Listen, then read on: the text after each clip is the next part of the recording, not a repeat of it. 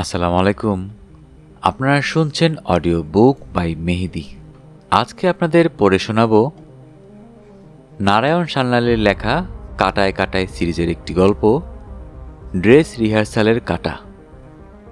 গল্পটির রচনাকাল 1996, প্রথম প্রকাশ জানুয়ারি 1998। গল্পটি লেখক উৎসর্গ করেছেন শ্রী অশোক মুখোপাধ্যায় এবং শ্রী ভারতী মুখোপাধ্যায়কে। তবে গল্প শোনার আগে যারা এখনও অডিও বুক বাই মেহেদি চ্যানেলটি সাবস্ক্রাইব করেননি, অনুগ্রহ করে চ্যানেলটি সাবস্ক্রাইব করে বেল আইকনটি অন করে দিবেন। বরাবরের মতোই গল্প পাঠে আমি মোহাম্মদ মেহেদি হাসান। তাহলে শুরু করছি নারায়ণ সান্যালের লেখা কাটায় কাটায় সিরিজের একটি গল্প, ড্রেস রিহার্সালের কাটা। আজকে শুনবেন গল্পটির প্রথম পর্ব। বাসু সাহেব জানতে চাইলেন, ওই যে ভদ্রলোক কাউন্টারে বসে আছেন, উনি কি দোকানের মালিক না ম্যানেজার? সেলসম্যানটি বিনয়ে বিগলিত হয়ে হাত কচলে বললে, আজ্ঞে হা। বাসু বিরক্ত হলেন, বললেন, আজ্ঞে হ মানেটা কি? আইদার মালিক অর ম্যানেজার, দুটোই তো আজ্ঞা হ হতে পারে না। তাড়াতাড়ি ওপাশ থেকে এগিয়ে আসেন আর একজন বয়স্ক সেলসম্যান। তিনি বুঝতে পারেন মূল সমস্যাটা কোথায়। প্রশ্নকর্তা ওই স্যুট পরা বৃদ্ধটি হয়তো শুধু বাংলা, হিন্দি, ইংরেজি জানেন, আর উত্তরদানকারী ছোকরা ওড়িয়া ছাড়া আর কিছু জানে না। সিনিয়র সেলসম্যান এগিয়ে এসে আধা ওড়িয়া আধা হিন্দিতে যে দার্শনিক উক্তিটি করলেন তার বিশুদ্ধ বঙ্গানুবাদ, স্যার, এই জগন্নাথ ধামে যা কিছু দেখিছেন সব কিছুরই তো মালিক ওই প্রভু কালিয়া, উনি ম্যানেজার বটেন। বাসু বললেন, আপনি সত্য কথাই বলেছেন, তবে হোল ট্রুথ নয়। প্রভু কালিয়া শুধু জগন্নাথ ধামেরই মালিক নন, বিশ্ব প্রপঞ্চের মালিক। তা সে যাই হোক, আমাদের পছন্দ করা শাড়ি 5খানা নিয়ে ওই ম্যানেজারের কাছে চলুন। এসো সুজাতা।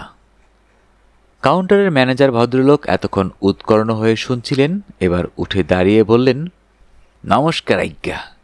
বাসু প্রতি নমস্কার করে বললেন, এই 5খানা শাড়ি আমাদের পছন্দ হয়েছে, তবে 5খানাই কিনব না, 4খানা রাখব, একটা ফেরত দেব। ফাইনাল নির্বাচন করবেন আমার স্ত্রী, কিন্তু তিনি অসুস্থ, দোকানে আসতে পারবেন না। আপনি এই কার্ডখানা রাখুন, আমার ঠিকানা এতে লেখা আছে, আর এই 500 টাকার নোটখানা রাখুন অ্যাডভান্স হিসেবে। সন্ধেবেলা আপনার লোক যেন শাড়িগুলো নিয়ে আমার বাড়িতে আসে, তার যাতায়াতের রিক্সা ভাড়াও আমি দিয়ে দেব। না স্যার, রিক্সা ভাড়া লাগবে নেই, সুবল সাইকেলে চাপবে যাব আজ্ঞা। ঠিক আছে, সেটা সুবলের সাথে আমি ফয়সালা করে নেব, তবে ওর হাতে ক্যাশ মেমো বইটাও পাঠিয়ে দেবেন, যাতে বাকি টাকা দিয়ে আমি রসিদ নিতে পারি। ম্যানেজার স্বীকৃত হলেন।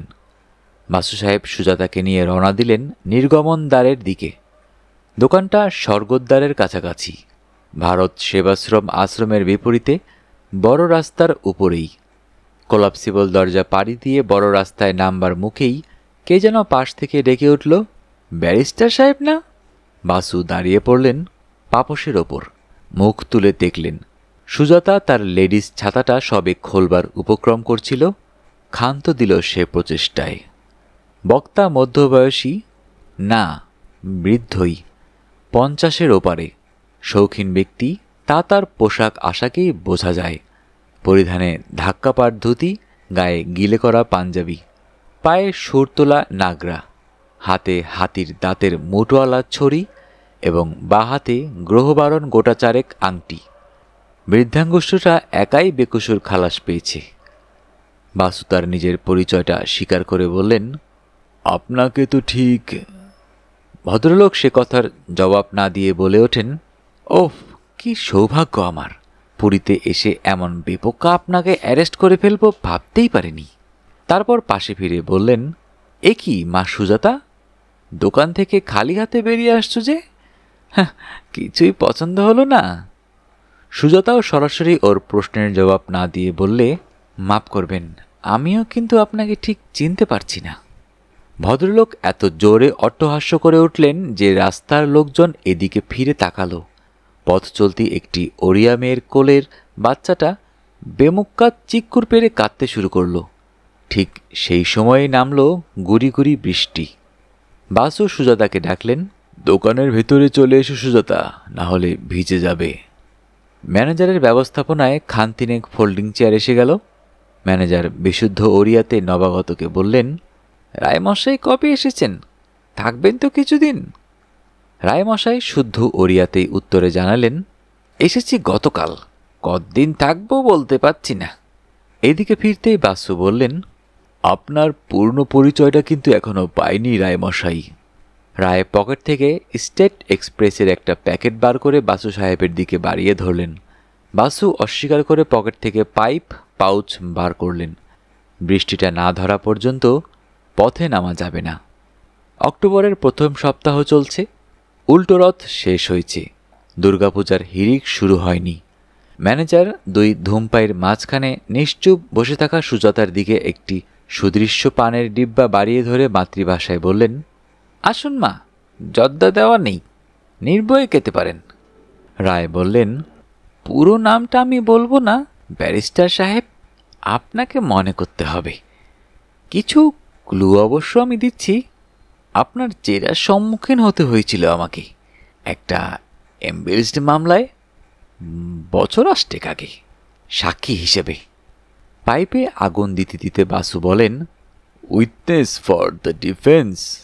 No sir, witness for the prosecution.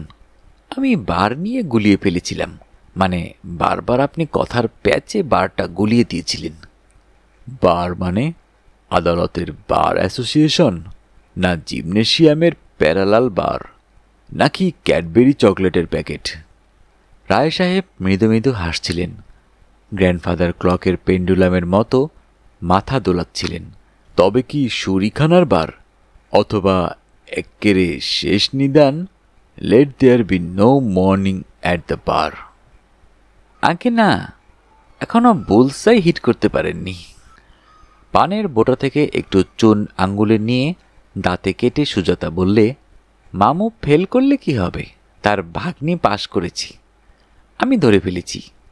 আপনি সোমমঙ্গল বুধ বৃহস্পতি কথা বলছেন? এক্স্যাক্টলি। রায় উৎসাহিত হয়ে ওঠেন।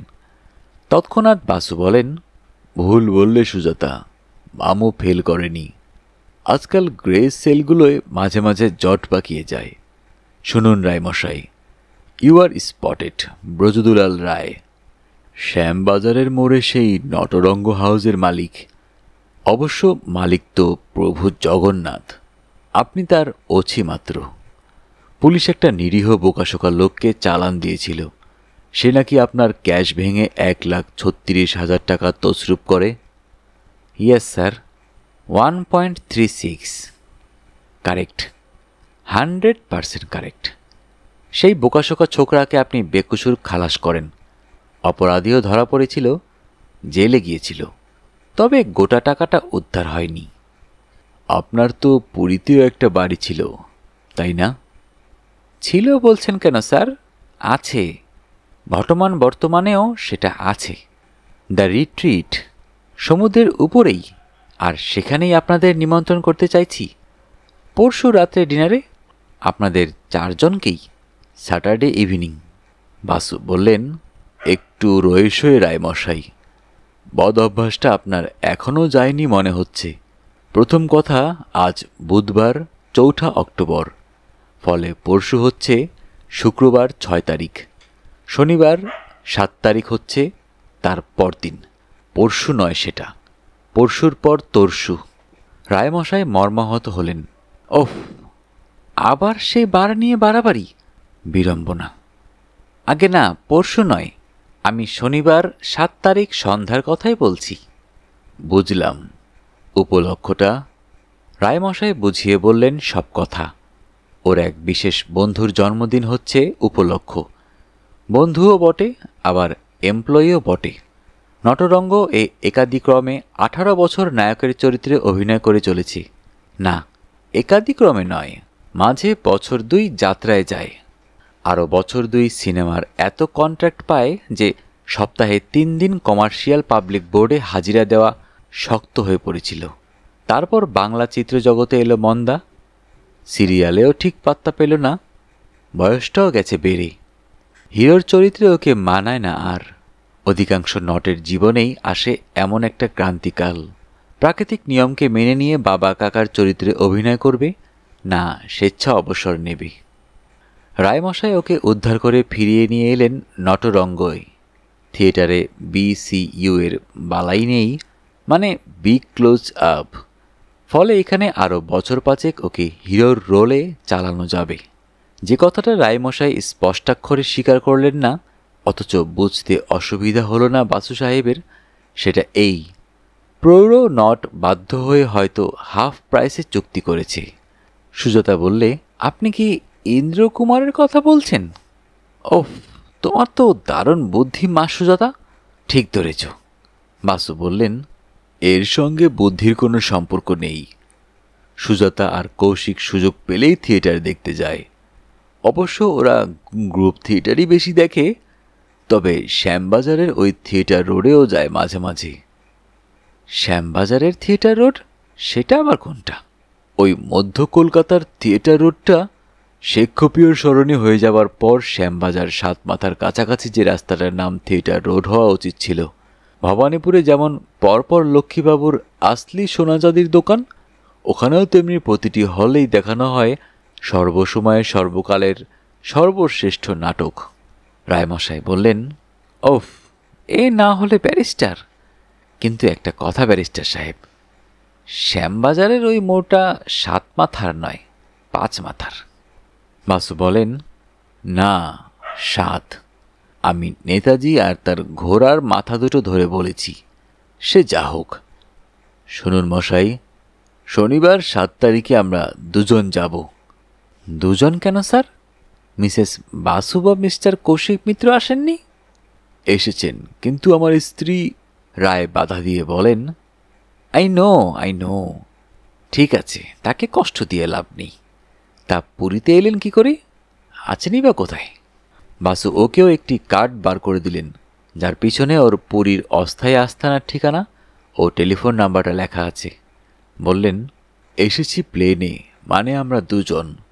সুজাতা কৌশিক ট্রেনে করে এসে গেছে আগেই, হুইল চেয়ার আর গাড়ি নিয়ে ভুবনেশ্বরের এয়ারোড্রোমে অ্যাটেন্ড করেছিল। তা হোটেলে থাকার কি দরকার? আমার দ্য রিট্রিটে 8খানা ডবল বেডরুম আছে, কোনো অসুবিধা হবে না। বাসু বুঝিয়ে বললেন, যেখানে আছেন সেটা হোটেল নয়, ওর এক ক্লায়েন্টের বাড়ি, ফাঁকাই পড়ে থাকে, মাঝে মধ্যে কর্তারা এসে ওঠেন। বৃষ্টিটা এতক্ষণে ছেড়েছে। বাসু জানতে চাইলেন, তা ইন্দ্রকুমারের জন্মদিন কলকাতায় না হয়ে পুরীতে প্রতিপালিত হচ্ছে কেন? রায় বলেন, ওফ, আপনার চেরার জ্বালায় জেরবার। শুনুন মশাই, জোয়ারের সময় প্রতিটি জন্মদিনকে মনে হয় হ্যাপি বার্থডে, কিন্তু ভাটার টানেলে মরা গাং ভাবে জীবনের বরাদ্দ করা বার্থডের একটা খসল। ইন্দ্রের বয়স 50। বাধা দিয়ে সুজাতা বলে, কি বলছেন? 50? হ্যাঁ মা, ম্যাট্রিক সার্টিফিকেট অনুযায়ী। যদ্দূর জানি 2 বছর হাতে রেখে ওকে স্কুলে ভর্তি করানো হয়েছিল।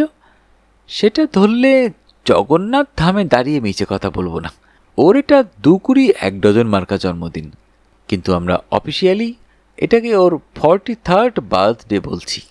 42 পার হয়ে এই সবে 43-এ পা দিচ্ছে ইন্দ্র। বাসু বলেন, কেন?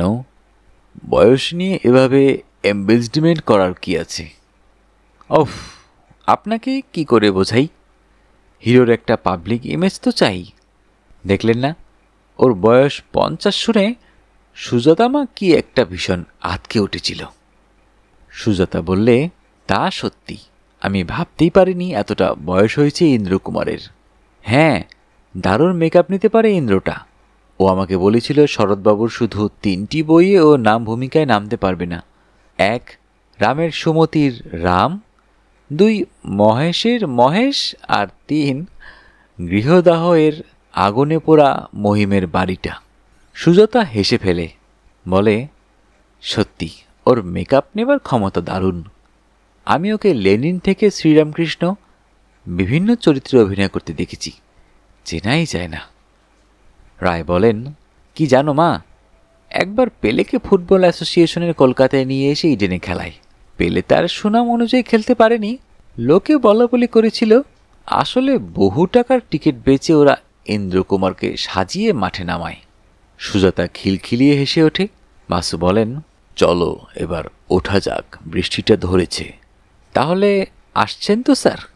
শিওর, তবে 4 জন নয়, 2 জন। পরদিন সকালে সবাই বসেছেন ব্রেকফাস্ট টেবিলে। রানীদেবী অনুযোগ করছিলেন, কলকাতার সোশ্যাল লাইফ থেকে অব্যাহতি পাবার জন্যই কদিন পুরীতে পালিয়ে এলাম, আর তুমি এখানে এসেই ডিনারের নিয়ন্ত্রণ নিয়ে বসলে। দারুণ নোলাবাবু তোমার। মাসু বলেন, কি করব বলো রানু, আমি কি ইচ্ছে করে নিলাম? ইন্দ্রকুমারের নাম শুনেই সুজাতা এমন ছোকছোক করতে শুরু করলো যে ভদ্রলোক তো প্রায় বাধ্য হয়েই নিমন্ত্রণ করে বসলেন। সুজাতা কাপে কাপে কফি ঢালছিল। বলল, বাজে কথা একদম বলবেন না মামু। সেই 52 বছরের বুড়োর জন্যে আমার তো রাতে ঘুম হচ্ছিল না।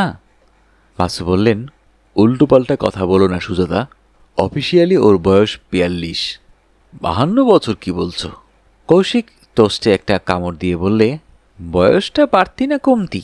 আই মিন 42-এর পর কি 43-44 হবে, না উদোর আইনে 41, 40-এর দিকে নামতে থাকবে? বাসু কিছু বলার আগে টেলিফোনটা বেজে উঠল। বিশু, সে যথারীতি এসেছে দলের সঙ্গে। আগ বাড়িয়ে ধরল টেলিফোনটা, তারপর শুনে নিয়ে কথা মুখে হাত চাপা দিয়ে বললে, সাহেবের ফোন। তাহলে নিয়ে আয় যন্ত্রটা। যে ক্লায়েন্টের বাড়িতে আশ্রয় নিয়েছেন সে একজন ধনী ব্যবসায়ী। পুরীর বাড়িতে কুক, সার্ভেন্ট, মালি সব কিছুই পৃথক রাখা আছে। ফোনটাও কর্ডলেস।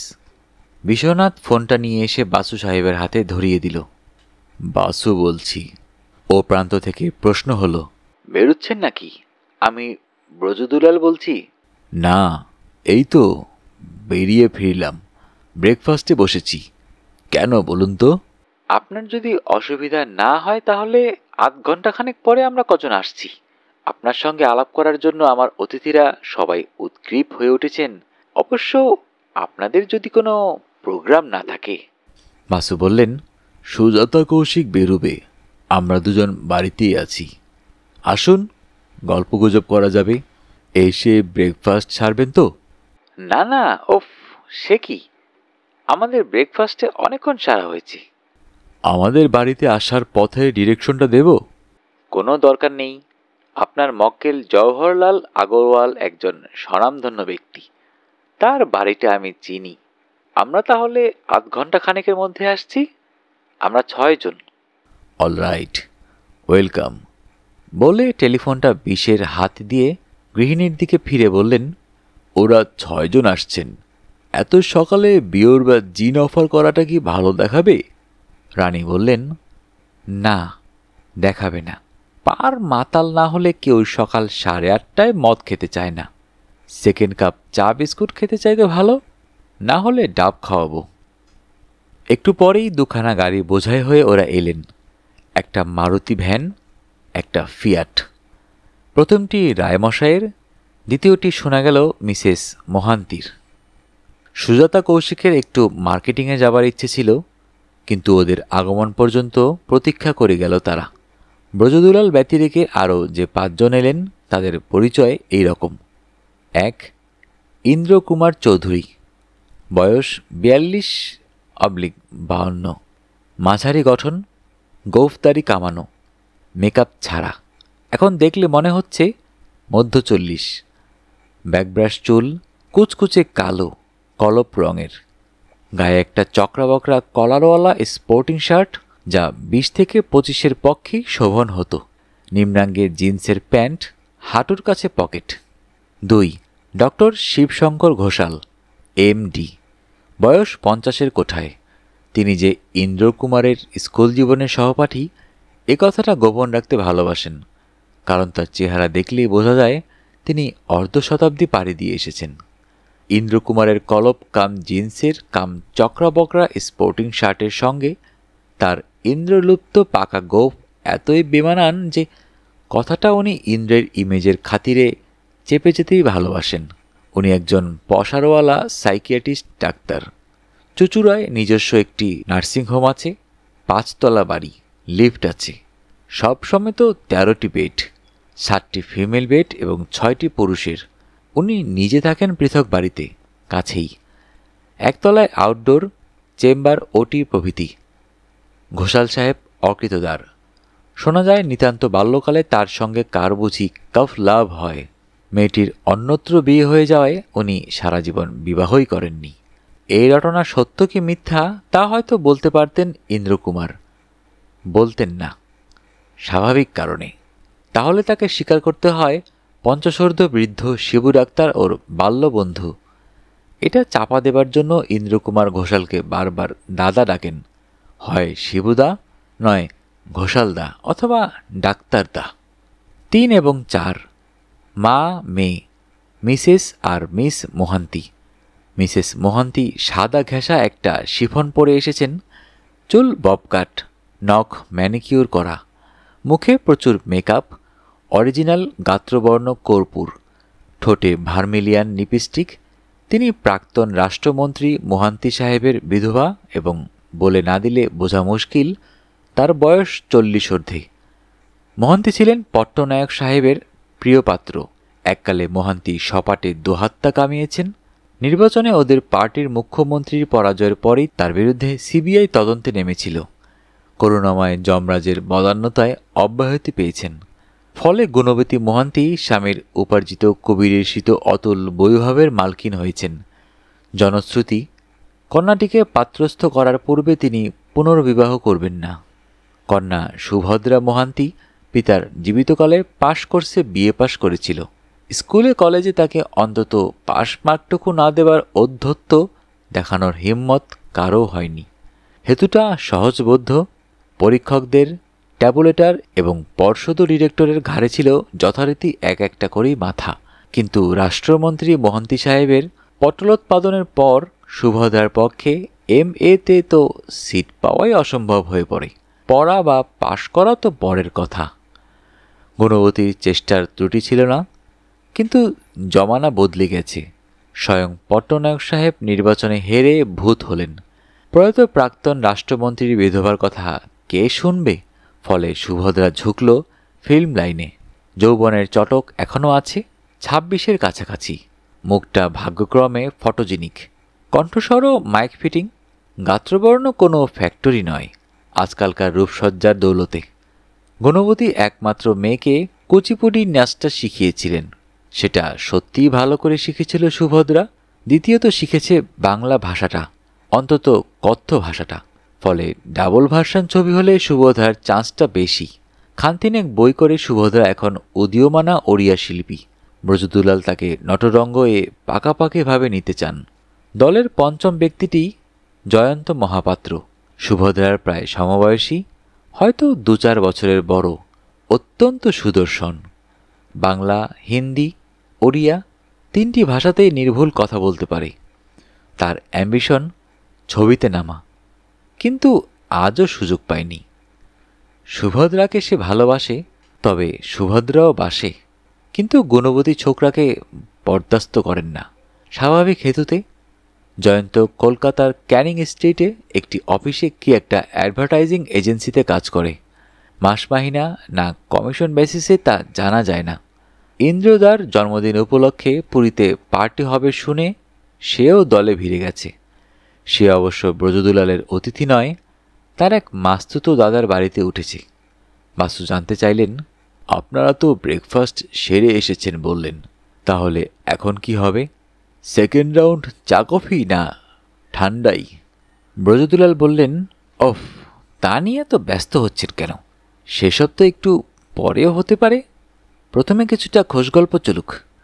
ইন্দ্রকুমার বললেন, কৌশিকবাবুর কল্যাণে আপনার কাটা সিরিজের বেশ কিছু কীর্তিকাহিনী আমরা জেনেছি বাসু সাহেব। আজ চাক্ষুষ দেখা সাক্ষাৎ হয়ে গেল।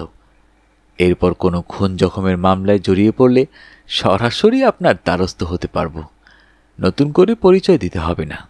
ব্রজদুলাল বলেন, একটা কথা ইন্দ্র, শুধু জড়িয়ে পড়লেই যেও, খুন হলে যেও না যেন। ইন্দ্র জানতে চায়, তার মানে? ওফ, সহজ কথাটা বোঝো না। খুন হয়ে গেলে তো এক ঝুড়ি চন্দ্রবিন্দু লাগবে কথা বলতে। ব্যারিস্টার সাহেব, আমার খুনের কিনারা কাইন্ডলি করে দেবেন। সবাই হো হো করে হেসে ওঠে। ব্রজদুলাল আরও বলেন, মিসেস বাসু পৃথক শয়নকক্ষে রাতে যাপন করেন কিনা তা জানি না, জানতে চাওয়াও সৌজন্যে বাঁধবে। তবে তা যদি করেন তাহলে তার জন্যই আমার চিন্তাটা বেশি হচ্ছে। তিনি না হার্টফেল করে বসেন অত অত চন্দ্রবিন্দুতে। রানী খিলখিল করে হেসে ওঠেন। জবাবে বলেন, আমার কিন্তু সৌজন্যে বাঁধছে না। আমার সরাসরি প্রশ্ন, আপনি একা পুরীতে এলেন কেন? মিসেস রায়কে সঙ্গে করে নিয়ে এলেন না কেন? ওফ, যে বেদনার কথাটা ভুলে থাকতে চাই আপনি সেই প্রসঙ্গটাই টেনে আনছেন। কলকাতায় আমার শয়নকক্ষে এভরি নাইট স্ত্রী ভূমিকা বর্জিত নাটকের আয়োজন, অর্থাৎ কলকাতাতেও আমার শূন্যপুরী, এখানে তো ডাবল শূন্যপুরী, আই মিন পুরীও শূন্যপুরী। রানী বললেন, I am sorry. Doctor Ghoshal বলেন, না না, ব্রজ উইডোয়ার নয়, কনফার্মড ব্যাচিলার। বাসু বলেন, বাহ, আপনারা 3 বন্ধুই তাহলে কনফার্মড ব্যাচিলার? ব্রজদুলাল, ডক্টর ঘোষাল আর ইন্দ্রকুমার? ব্রজদুলাল বললেন, আগে না, একটু ভুল হলো আপনার। ইন্দ্রকুমার ব্যাচিলার, কিন্তু কনফার্মড ব্যাচিলার নয়। ওর বিয়ে করার বয়স এখনো যায়নি। কৌশিক বলে, তা তো বটেই, পরশুই তো ওর 39 বছর শেষ হবে। 40-এ পা দেবেন, তাই না? ইন্দ্র গম্ভীর হয়ে বলে, না, 43-এ পড়বে। ব্রজদুলাল যুক্ত করে বলেন, ব্যারিস্টার সাহেব, যদি কিছু মনে না করেন তাহলে একটা কথা নিবেদন করি। বলুন না, কি এমন কথা? গাড়িতে আমার কটা এই কেরোস চিনের বোতল আছে, সিট্রা আর বরফের জোগানের ব্যবস্থাটা আপনি যদি করেন। বাসু বলেন, ঠিক আছে, কিন্তু আমাকে বাদ দিয়ে। জিনটা আমার সহ্য হয় না, গলা শুকিয়ে ওঠে। ডক্টর ঘোষাল বললেন, আমারও তাই। আমিও জিন খাই না আদপে, তবে কোল্ড ড্রিঙ্কস নেব। সুজাতা উঠে গেল স্ন্যাক্সের ব্যবস্থা করতে, ফ্রিজ থেকে সিট্রা আর বরফ নিয়ে আসতে। 1 রাউন্ড জিন পান করার পর ইন্দ্র বললে, আমি সুইমিং ট্যাঙ্ক সঙ্গে করে এনেছি, গাড়িতে আছে। এবার আমি সমুদ্র স্নানে যাব, এরপর রোদ চলে যাবে। কে কে আমার সঙ্গে যাচ্ছেন? সুভদ্রা সবার আগে হাতটা তুললে। আমি? গুণবতী বললেন, এক্সট্রা শাড়ি টাড়ি এনেছ? সুভদ্রা অম্লান বদনে বলল, না, কিন্তু সুজাতাদি আমাকে নিশ্চয়ই 1 সেট পোশাক দিয়ে সাহায্য করবেন। সেটা পরেই আমি স্নান করব, আবার এই পোশাকে বাড়ি ফিরে যাব। গুণবতী বলেন, তোমার সবেতেই বাড়াবাড়ি। বাসু বললেন, এটাই যে ওর বয়সের ধর্ম, মিসেস মোহান্তি। আর কেউ উৎসাহ দেখাচ্ছে না লক্ষ্য করে জয়ন্ত জিনের গ্লাসটা নামিয়ে দিয়ে বলল, চলুন, আমিও সিবাত নেব। ইন্দ্রকুমার প্রশ্ন করে, বাড়তি পোশাক সঙ্গে এনেছ? দরকার হবে না, একবেলা ভিজে প্যান্ট থাকলে কি হবে, গায়েই ওটা শুকিয়ে গেলে আমার অসুখ করবে না। কৌশিক আগ বাড়িয়ে বলে, তার কি দরকার, তোমাকে আমার একটা হাফ প্যান্ট দিচ্ছি, এসো। ওরা 3 জন স্নানে চলে গেল। বাসু ডক্টর ঘোষালের কাছে জানতে চাইলেন, আপনার একটি নার্সিং হোম আছে শুনেছি। আপনার একটি নার্সিং হোম আছে শুনেছি চুচুড়ায়। আপনার একটি নার্সিং হোম আছে শুনেছি চুচুড়ায়, তাই নয়?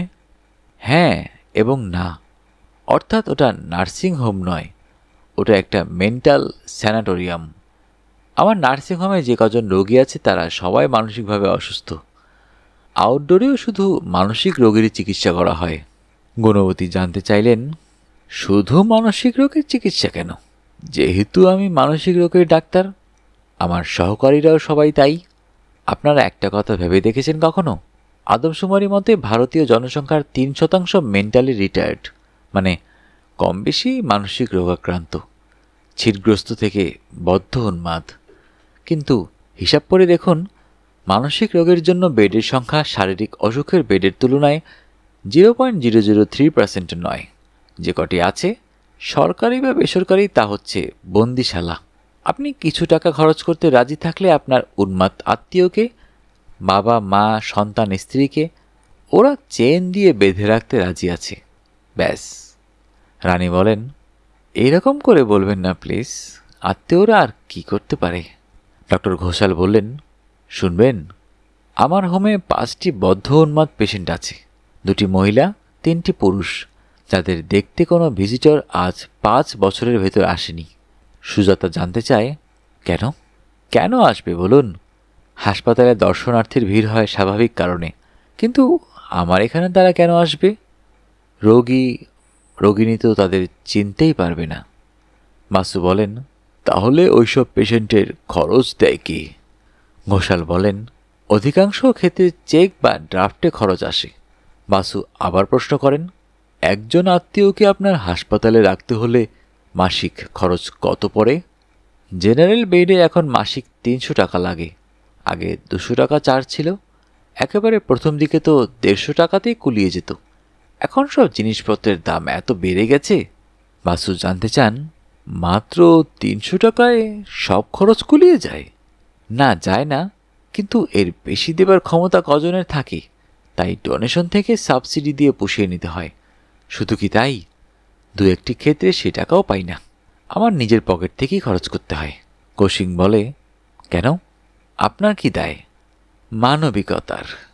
পোটলায় বন্দি করে বিড়ালছানাকে যেভাবে দূরে গিয়ে ছেড়ে দেওয়া হয়, সেভাবে ওদের কোনো ফাঁকা রাস্তায় বসিয়ে দিয়ে পালিয়ে আসতে পারি না বলে। রানী বলেন, হাউ সিকনিংলি স্যাড। না মিসেস বাসু, আমি এখনও স্যাডেস্ট পার্ট অব দ্য স্টোরিতে আসিনি। শুনুন বলি, এই জন্য আমি একবার খুন হতে হতে প্রাণে বেঁচে যাই। কৌশিক ঝুঁকে পড়ে বলে, খুন? কেন, খুনের কথা উঠছে কি করে? শুনুন তাহলে। কেস হিস্ট্রিটা উনি বিস্তারিত জানালেন। ওর একজন পেশেন্টের নাম কুন্তি, প্যারামনেশিয়া রোগী, অতীতকে সে ভুলে গেছে, আরও নানান কমপ্লিকেশন। তাকে খাইয়ে দিতে হয়, বাথরুমে নিয়ে যেতে হয়। মেয়েটি অত্যন্ত সুন্দরী, বিহারি, হিন্দুস্তানি, এখন বয়স প্রায় 45, বছর 20 সে আছে ওই উন্মাদাগারে। বিয়ের কয়েক মাস পরেই একটা বাস অ্যাক্সিডেন্টে স্বামী মারা যায়। ওর মাথায় প্রচণ্ড আঘাত লাগে। হাসপাতাল থেকে ছাড়া পেল বটে, তবে বদ্ধ উন্মাদ। ওর শ্বশুর বড়লোক, শ্বশুর ও দেওয়ার ওকে ভর্তি করে দিয়ে যায়। তারপর প্রথম দিকে মাস মাস টাকা আসতো, হঠাৎ সেটা বন্ধ হয়ে গেল। ডক্টর ঘোষাল রেজিস্ট্রি চিঠি লিখে জানতে পারলেন ঠিকানাটা ভুয়ো, অর্থাৎ ওই বিধবা পাগলিকে ডাক্তারবাবুর জিম্মায় নামিয়ে দিয়ে তার শ্বশুরবাড়ির লোকেরা মুক্তি পেয়েছে। 20 বছর আগে মেয়েটির বয়স ছিল 25-26, ভরা যৌবন তার। প্রতি মাসে প্রাকৃতিক নিয়মে 4-5 দিন সে অসুস্থ হয়ে পড়ত। ফিমেল ওয়ার্ড অ্যাটেন্ডেন্ট ব্যবস্থাদি করত। তারপর 3-4 দিন সে ভায়োলেন্ট হয়ে উঠত, সেক্স ম্যানিয়াক। তখন তাকে বেডের সঙ্গে বেঁধে রাখা ছাড়া আর উপায় থাকত না। শেষে একদিন ওর একজন ওয়ার্ড বয় শম্ভু বসাক এসে বলল, ডাক্তারবাবু, আপনি যদি আপত্তি না করেন তাহলে কুন্তিকে আমি ঘুম পাড়িয়ে দিতে পারি। কি ওষুধ ও চাইছে তা তো আপনিও বুঝছেন, আমিও বুঝছি। ডাক্তারবাবু প্রথমটা চমকে উঠেছিলেন, তারপর জানতে চাইলেন, ঘরে তোমার কে আছে শম্ভু? বিয়ে করেছ? করেছিলাম স্যার, বাচ্চা হতে গিয়ে বউটা মরে গেল। ঠিক আছে, আমি ভেবে দেখি। ডক্টর ঘোষাল চিফ মেট্রনের সঙ্গে পরামর্শ করলেন। তিনি রাজি হলেন রুদ্ধদ্বারের বাইরে দাঁড়িয়ে পাহারা দিতে। স্থির হলো হাসপাতালের কেউ আর জানবে না ব্যাপারটা। কুন্তিকে ওষুধ ইঞ্জেকশনও দেওয়া হলো যাতে সে গর্ভবতী না হয়ে পড়ে। যা প্রত্যাশা করা গিয়েছিল তাই ঘটল। ডাক্তারবাবুর এমডি ডিগ্রি যে রোগ সারাতে পারেনি, শম্ভু বসাকের এক দাগ ওষুধেই সেই রোগিণী শান্ত হয়ে ঘুমিয়ে পড়ল। কাজটা ঠিক হলো কি না ডক্টর ঘোষাল স্থির করে উঠতে পারেন না। মেডিকেল সায়েন্স কি বলে, মেডিকেল জুরিসপ্রুডেন্স বিচার বিবেচনা করতে করতেই 1 মাস কেটে গেল। কুন্তি আবার উন্মাদিনী হয়ে ওঠে। ওয়ার্ড বয় আবার এসে দাঁড়ায়, হাত কচলে বলে, কি স্যার, আপনার ওষুধে তো কুন্তির কিচ্ছু হচ্ছে না। খাটের সঙ্গে অহেতুক ওকে বেঁধে রেখেছেন। আমি দেব 1 পুরিয়া। এবার আমায় ফি দিতে হবে কিন্তু 20 টাকা। ডক্টর ঘোষালের ইচ্ছে হলো হতভাগার গালে ঠাস করে একটা চর কষিয়ে দেন। তা দিলেন না, কিন্তু পরিবর্তে বললেন, ঠিক আছে, রাত 10টার সময় এসো, টাকা ফাঁকা দেব না। আবার কথাটা বলতে হলো চিফ ম্যাট্রনকে। ভদ্রমহিলা অ্যাংলো ইন্ডিয়ান, মধ্যবয়সী, ডিভোর্সি। এবার তিনি বললেন, কাজটা ঠিক হচ্ছে না ডক্টর ঘোষাল। সে তো আমিও বুঝছি, কিন্তু কি করি বলো? আমি তো ওকে রাত 10টায় আসতে বলেছি। মেট্রন বললেন, ঠিক আছে, তবে এটাই শেষবার, না হলে কথাটা ভিন্ন রূপ নিয়ে পাঁচকান হবে, আমাদের মেন্টাল হোমের বদনাম হয়ে যাবে। রাত 10টায় হাসপাতাল প্রায় নিশুতি। ডাক্তারবাবু সচরাচর 8:30টায় বাড়ি চলে যান। আজ যাননি, অফিসে বসে কাজ করছিলেন। এমন সময় একটা জিপ এসে দাঁড়ালো হাসপাতালের সামনে। নেমে এলো 3জন গুন্ডা প্রকৃতির লোক আর শম্ভু বসাক। পর্দা সরিয়ে 4জনে সরাসরি ঘরে ঢুকে পড়ল। অনুমতি চাওয়ার প্রয়োজন বোধ করল না। মেট্রন ছিলেন ডাক্তারের ঘরে। উঠে দাঁড়ালেন, বললেন, কে আপনারা? কি চান? এভাবে ঘরে ঢুকলেন কেন? সামনের ঝাঁকড়া চুল, চোঙা প্যান্ট লোক বললে, ডাক্তারবাবুর সঙ্গে আমাদের বাতচিত আছে, আপনি ফুটুন। ডাক্তারবাবু বললেন, ঠিক আছে সিস্টার, তুমি যাও, আমি দেখছি কেসটা। মেট্রন ঘর ছেড়ে চলে যাবার পর ওই লোকটা বলল, আমার নাম কাল্লু শেখ আছে, আমাকে চিনেন স্যার? না চিনেন তো স্ট্যান্ডিং এমএলএ সাহেবকে ফোন করে জেনে নেন বাত ঠিক আছে কি না। ডক্টর ঘোষাল বলেন, কি চাইছো তোমরা? কেন এসেছ? শম্ভুশালার কাছে সব শুনেছি আমরা। ওই ছুকরির কি নাম রে? প্রশ্নটা করল সে শম্ভুর দিকে ফিরে। শম্ভু পাদপূরণ করে, কুন্তি দুসাদ। জি হ্যাঁ, কুন্তি দুসাদ। এই রামভগত দুসাদ শালা আছে কুন্তির দেবর। ভাবিজিকে ও শালা নিতে এসেছে, জিপ নিয়ে এসেছে। 3 দিন পরে আবার ওয়াপস দিয়ে যাবে। হর মাহিনা আমরা এই তারিখে আসব, আপনার কোনো অসুবিধা হবে না। 3 দিন কুন্তিকে ওষুধ দিয়ে ঠান্ডা করে রাখব। শম্ভুশালা আপনার কাছে 20 রুপিয়া ফিস মাঙ্গিয়েছিল, হারামজাদা। সে মারতে ওঠে শম্ভুকে। শম্ভু দূরে সরে যায়, বলে, টাকা তো নেইনি বাবা, ডাক্তার সাহেব দেন না। ডাক্তার সাহেব দেব না বললেন, ব্যাস আমি তো মেনে নিলাম। ডক্টর ঘোষাল কি বলবেন ভেবে পাচ্ছেন না। কাল্লু হাত দুটি জোর করে বললে, अगर अब बुरा न माने तो और एक बात बताई डॉक्टर साहब। की কথা? ও ছুকরি তো बेवरिश, শালির ঘরওয়ালা আদমিরা তো কিছু দেয় না। अगर आप चाहे तो वापस দিতেই আসবো না। আপনি খাতায় ডেট লিখে রাখবেন, একটা বেড ভাগা হয়ে যাবে। অনেক কষ্টে মেজাজ ঠিক রেখে ঘোষাল শান্ত কণ্ঠে বলেছিলেন, দেখো কাল্লু, রাত 10টায় কোনো পেশেন্টকে রিলিজ দেওয়া যাবে না। কাল সকাল 10টার সময় এসো, কথা হবে। কাল সুপা 10 বাজে? আজ রাতে একটু ইঞ্জেকশন লাগবে তো হুকুম করুন। দাঁতে দাঁত দিয়ে ডাক্তারবাবু বলেছিলেন, ওকে কড়া ঘুমের ওষুধ দিয়েছি, কুন্তি এখন অঘরে ঘুমোচ্ছে। এই পর্যন্ত বলে ডাক্তারবাবু থামলেন। বরফ দেওয়া 7 আপের গ্লাসটা টেনে নিলেন। ব্রজতুলাল জানতে চান, তারপর? এই কেসটার কথা তো তুমি কোনোদিন বলনি ঘোষাল। না, বলিনি, কখনো কাউকে বলতামও না। আজ বলছি নিতান্ত ঘটনা চক্রে, বাসু সাহেবের সঙ্গে সাক্ষাৎ হয়ে যাওয়ায়। কৌশিক জানতে চায়, কেন, মামুর সঙ্গে কেসটার কি সম্পর্ক? ডাক্তার ঘোষাল বলেন, ঘটনাটা আজ থেকে 14 বছর আগেকার। আমি সে রাত্রেই এসপি সাহেবের সঙ্গে টেলিফোনে যোগাযোগ করি, সমস্ত কথাই খোলাখুলি জানাই। ওনার কাছে জানতে পারি কাল্লু শেখ লোকটা জেল পালানো আসামি, পলিটিক্যাল শেল্টার পাওয়ায় পার্টির তরফে গুন্ডামি করে বেড়াচ্ছিল। সংক্ষেপে বলি, পরদিন ওরা 4 জনই ধরা পড়ল আমার নার্সিংহোমে। 3 জনের দীর্ঘমেয়াদী সাজা হয়ে গেল। একাধিক কেস ঝুলছিল ফেরারি গুন্ডাগুলোর মাথায়, রেপ, ডাকাতি, খুন। কাল্লু মিয়ার খুনের দায়ে যাবজ্জীবন হয়ে গেল। যাবার সময় সে আমাকে শাসিয়ে গেছিল।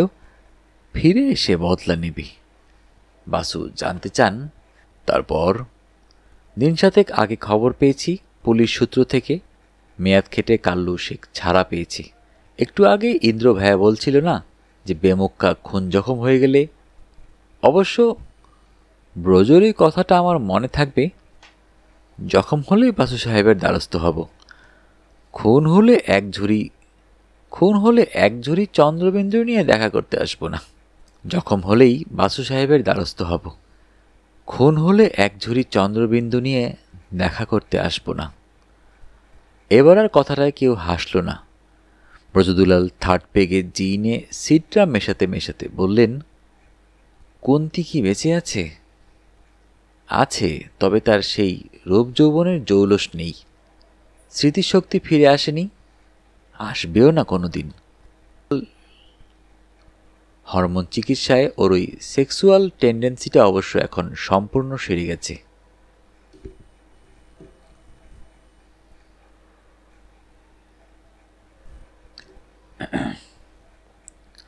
রানী জানতে চান, এই 15 বছরে কেউ এর খোঁজ নিতে আসেনি?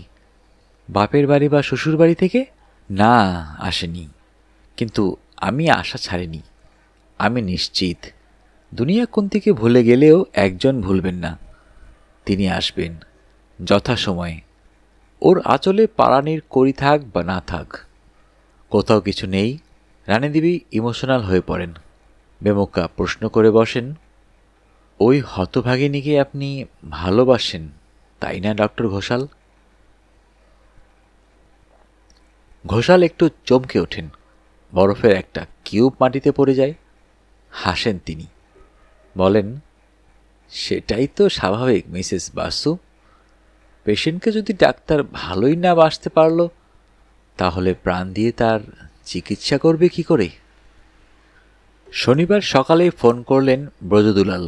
বললেন, স্যার, কটা নগদ গাড়ি পাঠিয়ে দেব? বাসু বললেন, না না, গাড়ি পাঠানোর দরকার নেই। যাচ্ছি ডিনার খেতে। একটু হাঁটাহাঁটি না করলে খিদে হবে কেন? রাত 8টায় তো ডিনার টাইম। আগে হ্যাঁ, কিন্তু সবাই জমায়েত হবেন সন্ধে 7টায়। একটু গল্প কাছা করে রাত 8টায় সবাই ডিনারে বসব। দলে আমরা কজন? ওফ, আপনি একেবারে বুলসাই হিট করে বসে আছেন। তার মানে দলে আমরা 13 জন।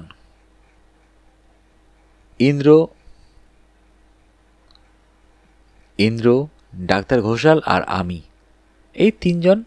আপনারা 2 জন, হলো 5। পালিত আর Mrs Palit 19-7। Miss and Mrs Mohanty equal to 9। এছাড়া জয়ন্ত আর অনুরাধা হলো 11। সর্বশেষে অ্যাবে সবরিয়া তার মিসেস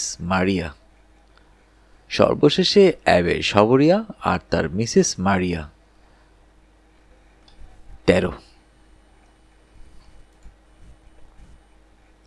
বাসু বললেন, সবাইকে ঠিক চিনলাম না। আব্রাহাম সবরিয়াটি কে? ওফ, আপনিও সেই ভুল করলেন। সবরিয়ার নাম আব্রাহাম নয়, ও হচ্ছে গুণপুর গির্জার একজন অ্যাবে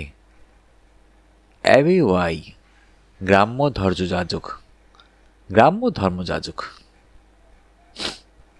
আব্রাহামের ডাক নাম অ্যাবে নয়।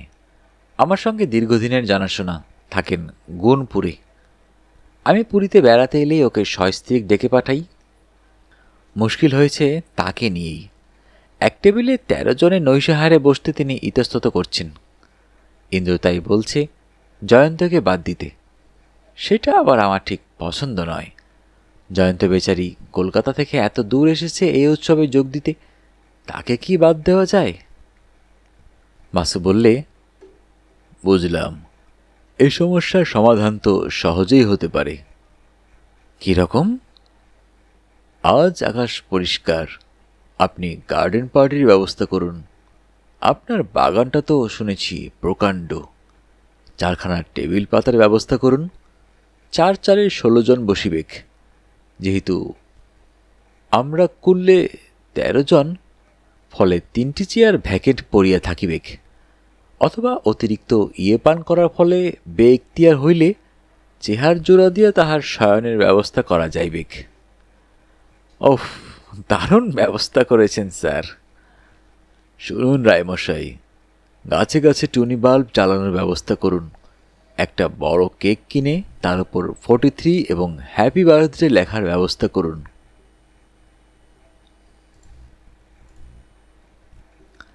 যাতে প্রচারটা ঠিকমতো হয়, কেউ না ভুল করে ভাবে এটা ইন্দ্র কুমারের সিলভার জুবিলি জন্মদিন। ওকে ওকে ওকে। এই না হলে ব্যারিস্টার, এক টেবিলে 13 জন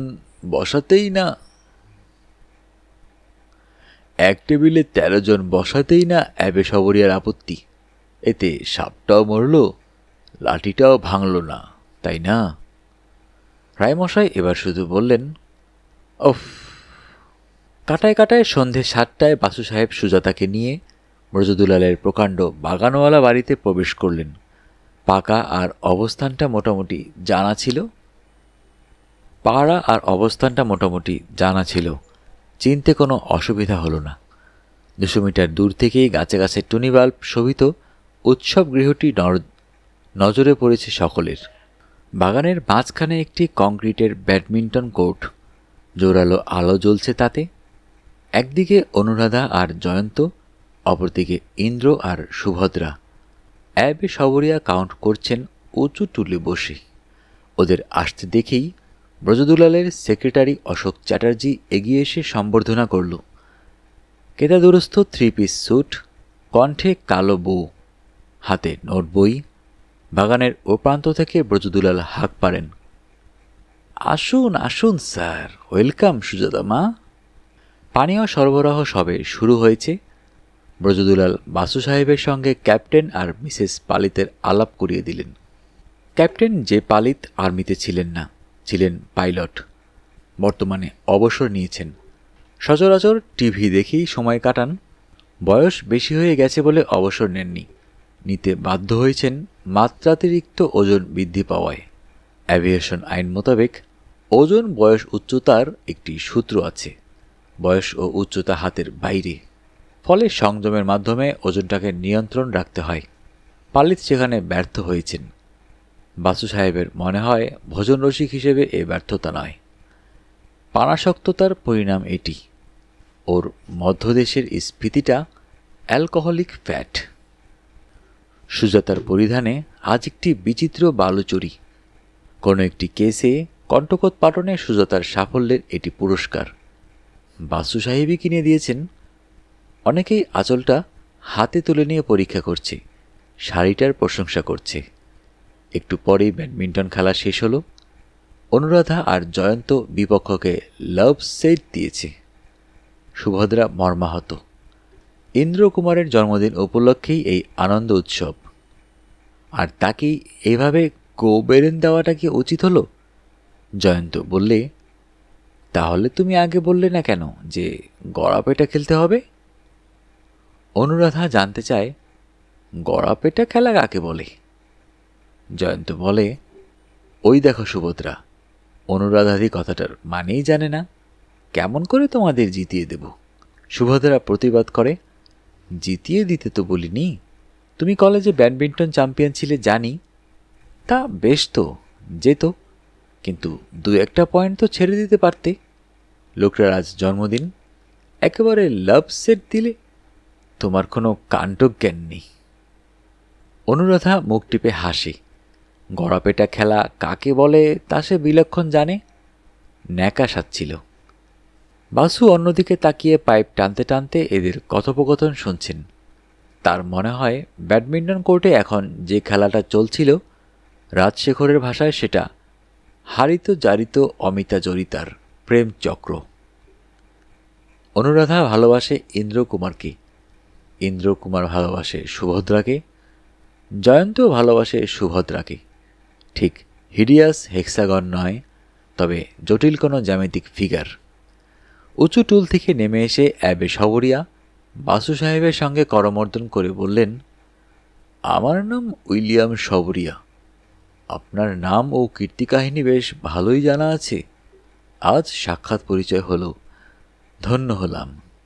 বাসু বললেন, বিলক্ষণ। আসুন আমরা মিসেস সবরিয়ার সাথে গিয়ে একটু বসি। উনি একা একা বসে আছেন। অ্যাবে সবরিয়া বলেন, চলুন। উনি কিন্তু সবর ছাড়া আর কোনো ভাষা বোঝেন না। তা হোক, সঙ্গ দিতে তো পারবেন। খিদমতগারেরা টেবিল চেয়ার সাজাচ্ছে অশোকের নির্দেশে।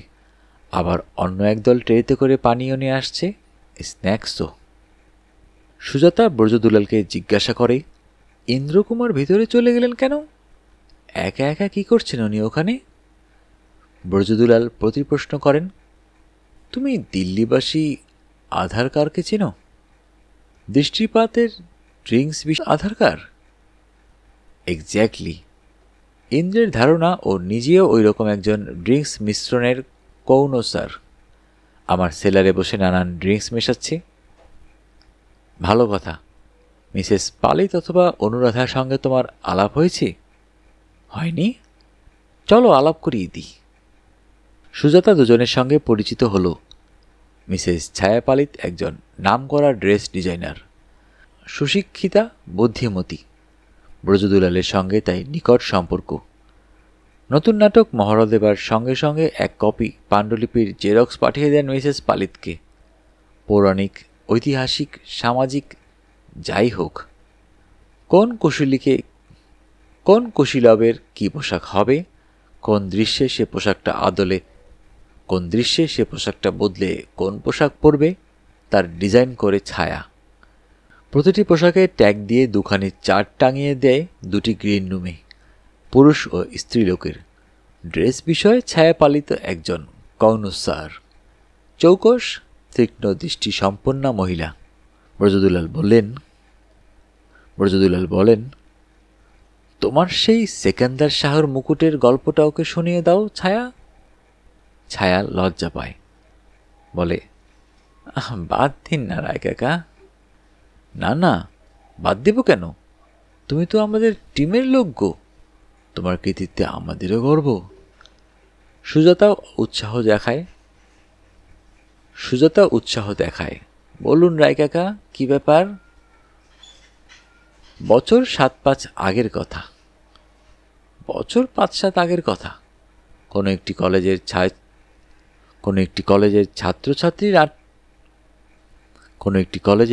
ছাত্রছাত্রী নটরঙ্গ স্টেজটা ভাড়া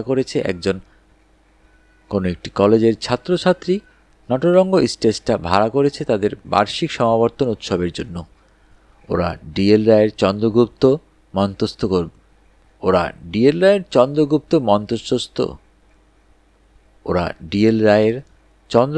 মঞ্চস্থ করবে। ড্রেস এবং রূপসজ্জার দায়িত্ব গ্রহণ করেছেন ব্রজদুলাল।